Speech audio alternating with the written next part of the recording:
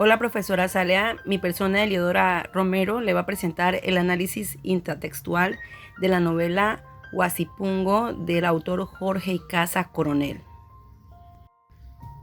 Huasipungo, título que lleva la obra, hace referencia a la parcela de tierra que otorga el dueño de la hacienda a la familia india por su trabajo diario.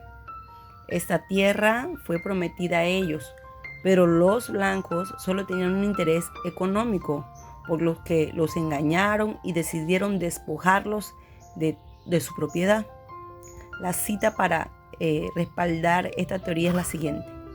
Una veintena de indios se han hecho fuertes en el Huasipungo del Andrés Chiliquinga, que está situado en el filo de la Quebrada Grande. Está en la página 121. Argumento.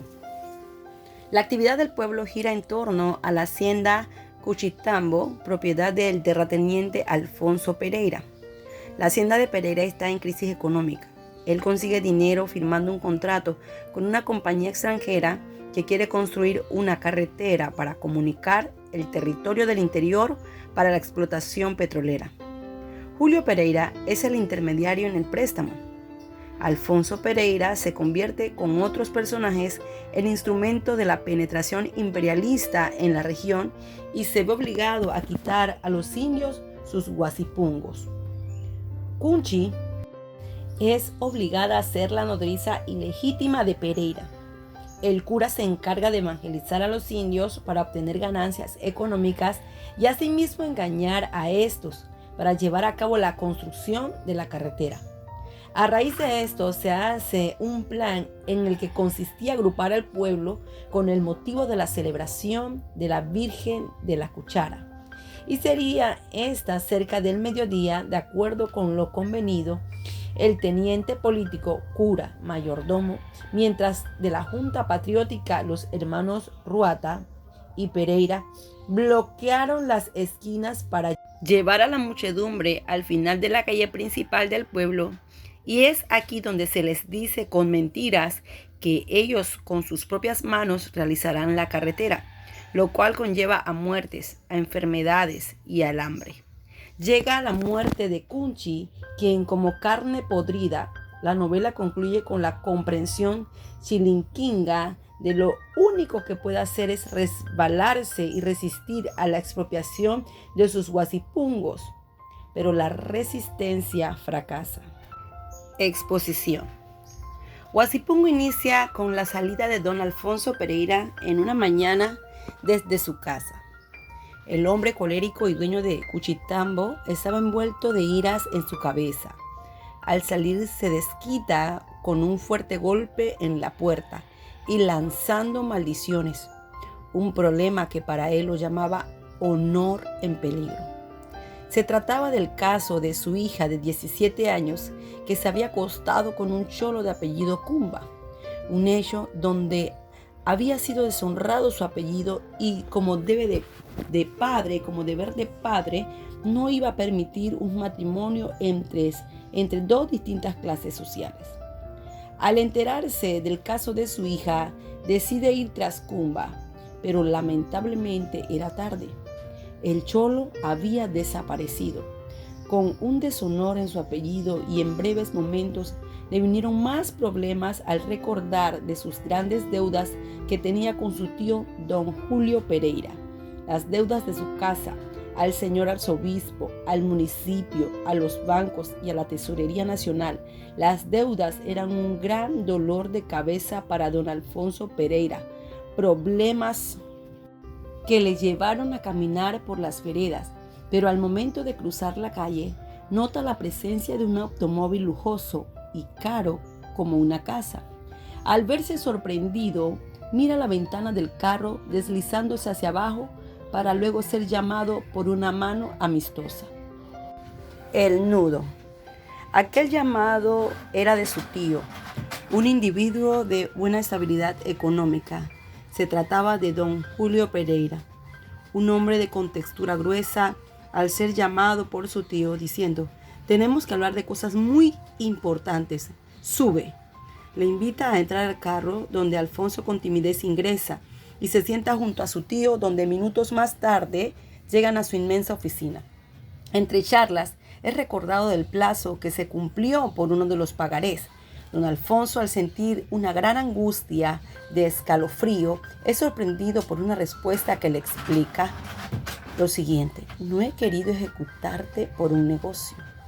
En ese momento su tío le comenta del proyecto en la hacienda Cuchitambo. Un señor llamado Mr. Shapi, un gerente de la explotación de madera en el Ecuador, y su tío habían visto que tiene sus tierras excelentes maderas de varios tipos, y Mr. Shapi iba a ofrecer la maquinaria, pero para realizar eso debía ejecutar la limpieza de los huasipungos, donde también los indios, e incluyendo la apertura de una carretera, era un trabajo seguro, donde le ayudaría a generar buenos ingresos económicos y no estaría preocupado de las deudas. Don Alfonso, al saber esa explotación en sus tierras, puso muchas objeciones y salió de la oficina de su tío. Al verse inmerso, piensa su situación con tantos problemas y la deshonra de su apellido por error de su hija, así que accede a firmar los papeles y arreglar cuentas con su tío para la explotación en sus tierras. Ya cerrado el trato, pasan unos días y una mañana, don Alfonso sale con su familia, con sus pertenencias, hacia la hacienda Cuchitambo. Al llegar al pueblo de Tomachi, los indios se presentaron para ayudarles con sus maletas, mientras que la familia, de buena clase, iba en caballos. Al llegar se encuentran con una parte pantanosa de la vía en el páramo y notan que los animales no quieren avanzar. Así que los indios prestan sus espaldas para ser cargados. Lolita, al ser llevada en la espalda del indio, recordó a su querido cholo de apellido Cambo, que le había entregado su amor. Caminata tras caminata, lograron llegar a la hacienda después de pasar aquel camino malo por las torrenciales lluvias. Don Alfonso, al tener en mente el proyecto, analizó las ayudas que le podrían servir. En esa instintiva meta de conquistar a los indios para que trabajen, pensó en el párroco del pueblo, el cual su palabra valía mucho, e iniciaría con el convencimiento a que trabajase de manera rápida en la cima de la montaña, donde el principio trabajo era la apertura de una vía que pasaba por las casas de los huasipungueros. Al pasar los días, nace el hijo de Lolita, pero existía un problema. La chica no tenía leche para amamantar, así que mandan a buscar madres nodrizas para que el pequeño pueda vivir. A base de la leche de una cervicia, los días pasaron y el bebé enfermó. Doña Blanquita y don Alfonso, al estar preocupados de dicho evento de salud por el bebé, deciden buscar otra nodriza. El mayordomo, al recibir las órdenes de don Alfonso, sale en precipitada carrera en busca de una nueva nodriza y se encuentra con las mujeres indígenas trabajando las tierras, y les comenta que solo tendrán que ver al niño, más no trabajar nunca más. El mayordomo, al ver todas con enojo, les insulta y se encuentra con pequeños jugando cerca de las madres. Al notar que un niño se encontraba bien, decide llevarse a la madre para que sea la nodriza. El bebé mejoró, pero el hijo de la india murió. La mujer, al enterarse de aquel lamentable momento, decide fugarse de la hacienda y los jefes, sin saber qué hacer, nuevamente. En ese instante, durante el trabajo de la explotación de los árboles, los indios, al momento de estar cansados, pedían un vaso de licor para poder tener nuevas fuerzas. Días y días trabajaron, donde la única noche que pasaban era en las montañas, cobijados con los matorrales, mas no en sus hogares.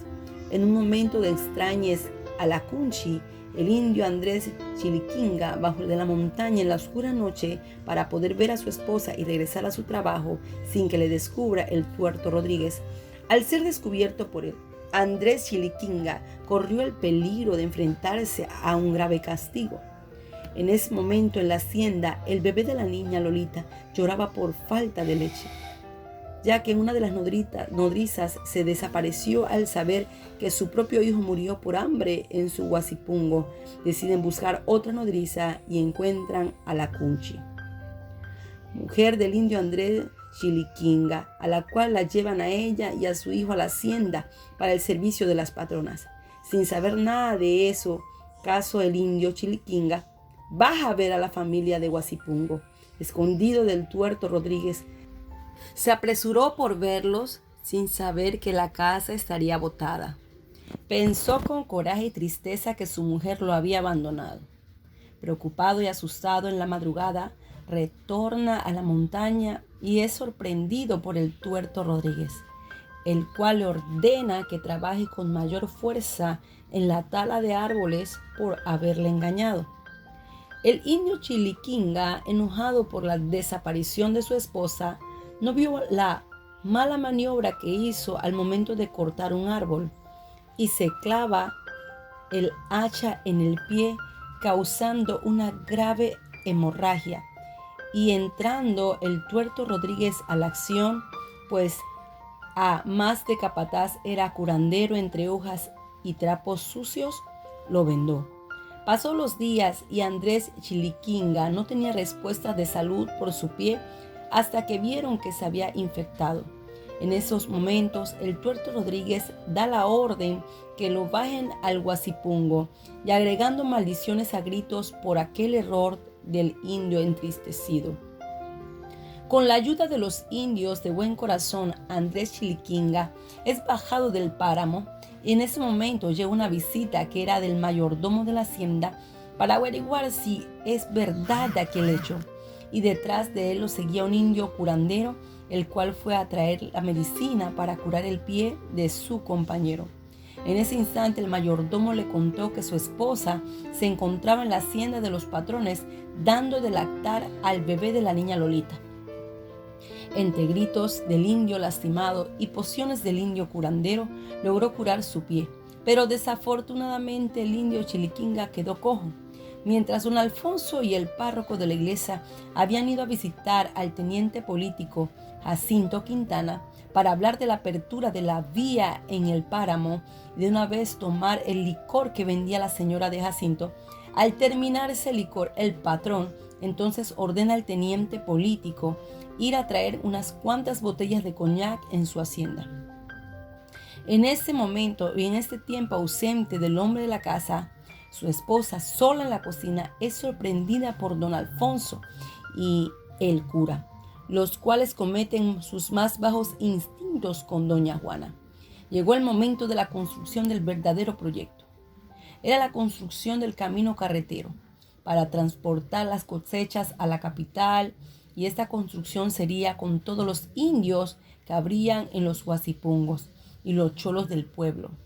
Don Alfonso, para lograr engañar a los indios y cholos de clase baja con buenas ganancias, contó con el apoyo de hermanos Ruata, Jacinto Quintana y algunos cholos de la clase media que estarían entre la multitud de los indios por las fiestas del pueblo. Don Alfonso anunció que ese evento es por la Virgen de la Cuchara, donde también debían donar altas cantidades de dinero, y por la apertura de una carretera era obligatoria la minga. Cientos de indios que fueron llevados a realizar aquel trabajo exhaustivo fueron controlados con engaños sin saber que muchos de los indios morirían en la apertura carretera. Engañando con jugo de caña y licor, fue como logran que el indio diera hasta la última gota de trabajo sin importar su vida humilde. Durante aquel proceso de trabajo, los cholos de clase media tenían su preferencia como buena comida y un sitio donde dormir. En cambio, los indios se debían acomodar como puedan entre matorrales, a pesar del terrible frío que cobijaba la montaña. La mayoría de muertes se dieron en el drenaje de un pantano, el cual era totalmente peligroso. Así es como don Alfonso, por medio de promesas falsas y engaños, realizó la gran minga. Por otro lado, el cura del pueblo actuaba con interés de dinero y anunciaba que para entrar a los parientes de los indios debían pagar grandes cantidades de dinero, pues el cura les contaba historias del purgatorio, infierno y paraíso si no se pagaba lo acordado. En el pueblo Tomachi se difundía por medios de publicidad la hazaña heroica de don Alfonso y sus aliados, e incluso al gran aluvión, que acabó con varias vidas de los indios por el desprendimiento del río en la montaña. Al presenciar este hecho, limpiaron el río para que no haya más desprendimientos. Entre sustos vieron que aquel diluvio había llevado sembríos, ganados y las casas de los guasipungueros sin saber qué pasaba. Los hombres y cansados indios pensaron que eso es por causa del Tancredo Walcota por haber perdido una rebaja de montón de donación. El cura reunió a todos para anunciar que eso fue un castigo de Dios y que la donación económica debía ser pronta y bien alta en su cantidad. Después de unos días, el cura, al tener suficientes utilidades, se compró un camión de carga y un autobús, dejando sin trabajo al pueblo. Después del aluvión se presenció una escasez de alimentos para los pobladores de Cuchitambo y más a los indios que vivían en los Guasipungos. Entre la hambruna por parte de los indios, Policarpio anuncia al patrón la muerte de un res grande en estado de putrefacción en la montaña. Le responde que debe enterrarla y para forjar este trabajo debía llevar a unos cuantos indios para realizar aquel intento entierro del animal. Andrés Chiliquinga y otros indios, mientras iban cavando el hoyo, se iba sustrayendo un poco de carne del animal. Pero al darse cuenta Policarpio de ese acto vándalo de robar, les exige que boten esa carne. Entre reproches y maltratos, diciendo que los indios no deben probar la carne, les dijo: son como fieras, se acostumbran a la golosina. Ya enterrado el animal, todos retornan entonces a sus casas en la noche Chiliquinga, y los otros indios, con herramientas en mano, dirigen con cautela hacia el animal muerto para poder robar un pedazo de carne. A la res, al ser descubierta, no dejaron ni el rastro de sus huesos. Un momento más tarde, entonces, Andrés retorna a su casa con la carne putrefacta. La Cunchi preparó el fogón con rapidez para asar la carne. Su hijo comió unos pedazos pequeños, pero tanto Andrés como su esposa comieron todo y los síntomas vendrían inmediatamente. Tan grave fue que la Cunchi murió. Y el indio, con un grave dolor intestinal, entristecido el indio Chiliquinga y su hijo por la lamentable escena, no había más que enterrarla. Pero don Alfonso no iba a prestar dinero a los indios por haber desobedecido. Sin saber qué hacer Andrés, entonces habla con el cura para ver si lo podía ayudar con el entierro. El cura le dijo que le costaría 35 cruces. Al verse acorralado entre el cuerpo inerte de su mujer y sin saber de dónde sacar el dinero. Preocupado, miró por las praderas donde se encontró por casualidad una vaca extraviada. Esa sería su oportunidad para corregir dinero o conseguir dinero. Aunque esa vaca le pertenecía a su patrón, el indio Chiquilinga se arriesgó y robó el animal. Para que nadie sepa aquel hecho, ambos cruzaron por altas montañas. Al llegar a un pueblo lejano, la vendió y consiguió el dinero para enterrar a su esposa. Se hizo realidad el sueño de Andrés, enterrarla en un lugar de la iglesia. El cura y otros seguidores suyos y don Alfonso, dudosos del dinero del indio, investigaron y se enteraron que el indio había hurtado una vaca. Por aquel hecho delincuencial tendría el castigo correspondiente. Lo ajusticiaron públicamente, así como a un ladrón. Día después, en el pueblo se corrió el rumor de la llegada de los gringos que estaban por encima del don Julio Pereira. Las personas del pueblo, al saber la llegada de tan importantes personas, decidieron realizar una calle de honor en su visita a Cuchitambo. El momento llegó. Tremendos carros pasaron en medio del pueblo, dejando a las personas atónitas por el acto tan despreciable que mostraron. Los gringos pasaron directamente hacia la hacienda de don Alfonso Pereira y le exigieron que desalojara a los indios de sus guasipungos. En la forma, exigieron que los desalojara incluso los que están en la orilla del río, pues en la cordillera de los Andes había petróleo. Llegaron al acuerdo de despojar a los indios, así que don Alfonso, sin más que pensar, contrata a los forajidos que están bajo el mando de Tuerto Rodríguez para que saquen a todos los indios de sus guasipungos y continuar con el proyecto empresarial. Y ante esa exclusión se suma la policía. El clímax. El indio Chiliquinga, al ver la nefasta actuación de su patrón y la injusticia que se estaba viviendo, se levanta en armas e invita a la lucha con sus demás compañeros y guasipungueros para defender sus derechos como seres humanos y su pedazo de tierra. La situación se tornó violenta. Los policías, el tuerto Rodríguez y los forajidos cayeron ante la fuerza de los indios que estaba comandada por Andrés Chiliquinga. En ese momento de desesperación, don Alfonso pide ayuda a las autoridades de gobierno, quienes escuchan su ayuda y mandan a 200 soldados para combatir el levantamiento. La noticia fue llegada a las ciudades y pueblos aledaños. Los comentarios negativos no faltaban. Que se les maten sin piedad a esos runas. Esas fueron las palabras de las personas que estaban a favor de los empresarios gringos. Los soldados, al encontrarse con los indios en la cima de la montaña, se enfrentaron armas de fuego y de piedras. Una masacre total en donde los soldados iban ganando la guerra y Andrés Chiliquinga, al verse acorralado, él y un muchacho, su hijo, con griteríos, le destina a una pequeña zanja para salvarse y salir hasta la casa donde vivían. El desenlace. Los 3 indios, aterrorizados, se metieron con rapidez a la casa sin saber que venía toda la fuerza militar con mucha artillería, matando a varios indios en la montaña, donde prendieron fuego a una discreción, mientras que los indios que se escaparon a la casa de adobe estaban asustados. No sabían qué hacer. En ese momento los soldados llegan a la casa de adobe donde el joven indio Andrés Chiliquinga y su hijo, estando escondido, piden tregua. Pero el joven, aterrorizado, con manos al aire, decide salir de la casa, pero muere por los impactos de bala. La casa empezó a quemarse por los proyectiles en la paja. Desorientado, Andrés Chiliquinga, asustado, protege a su hijo y también decide salir con él en brazos para no morir asfixiados por el humo.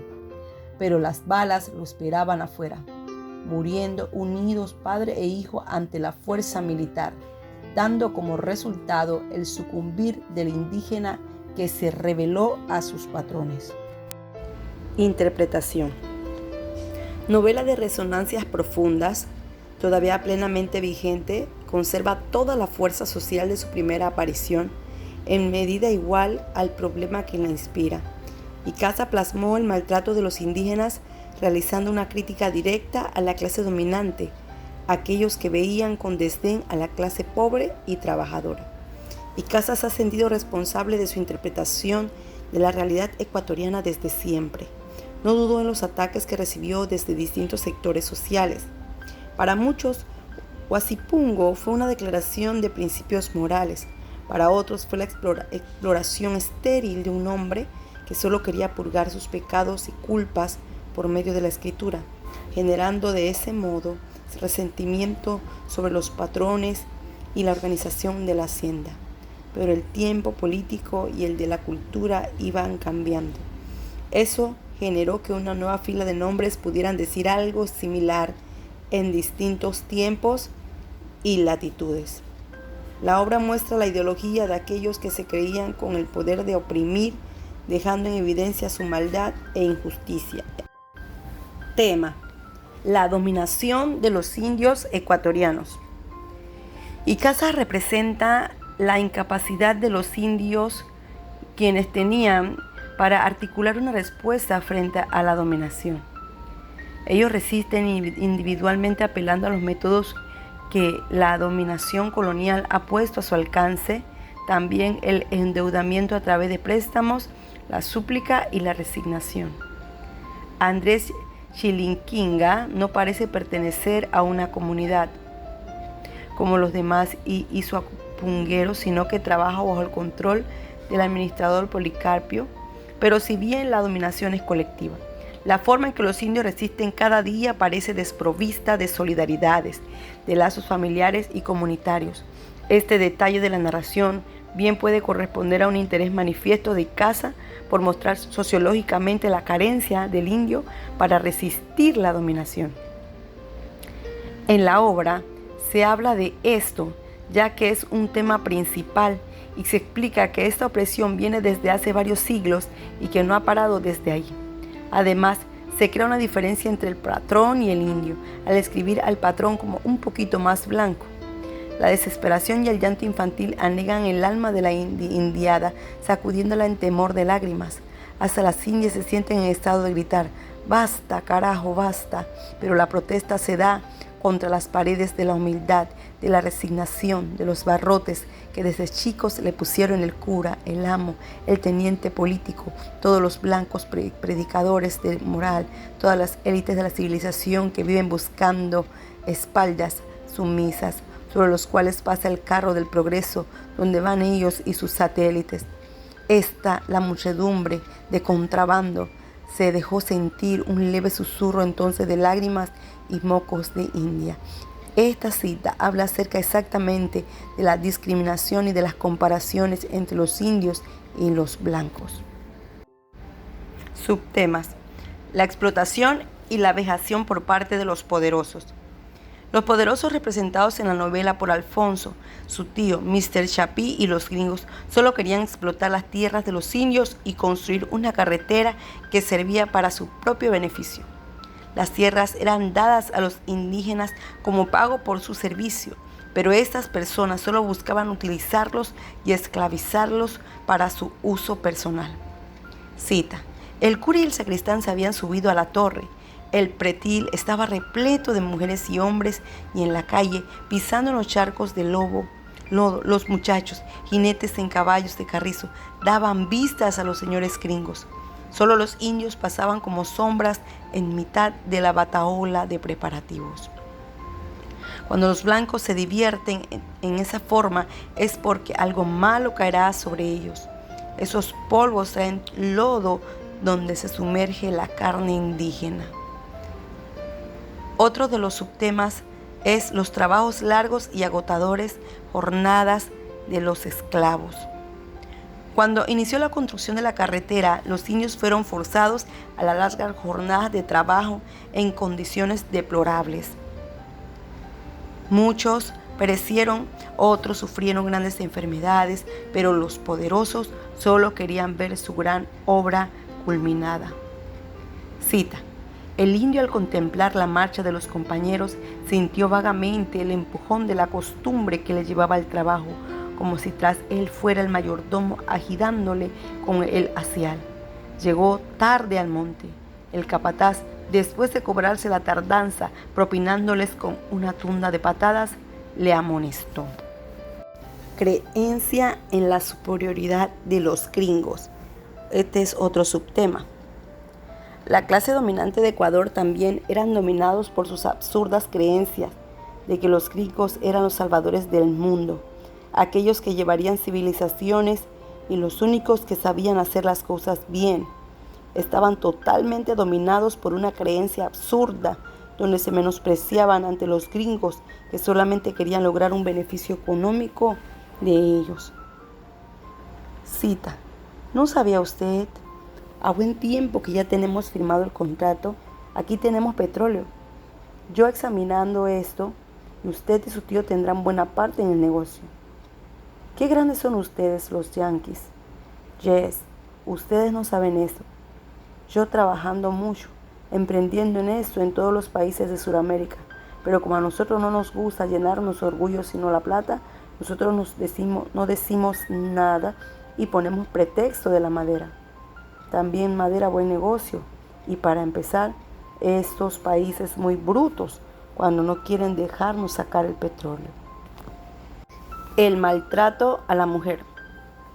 Huasipungo en su relato enmarca críticas machistas ante la mujer, haciéndola sentir como un ser inservible, donde el mayordomo como sus esposos las discriminan, insultan con palabras vulgares, las golpean salvajemente y son abusadas sexualmente. Cita: él era fuerte, más joven y más hombre que ahora. Le preguntó a dónde iba y sin más comentarios le metió la mano con esa impetuosidad que hasta ahora le queda.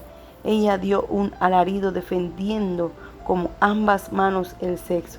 Él era más fuerte y la tumbó al suelo. Se revolcaron en un campo de tréboles.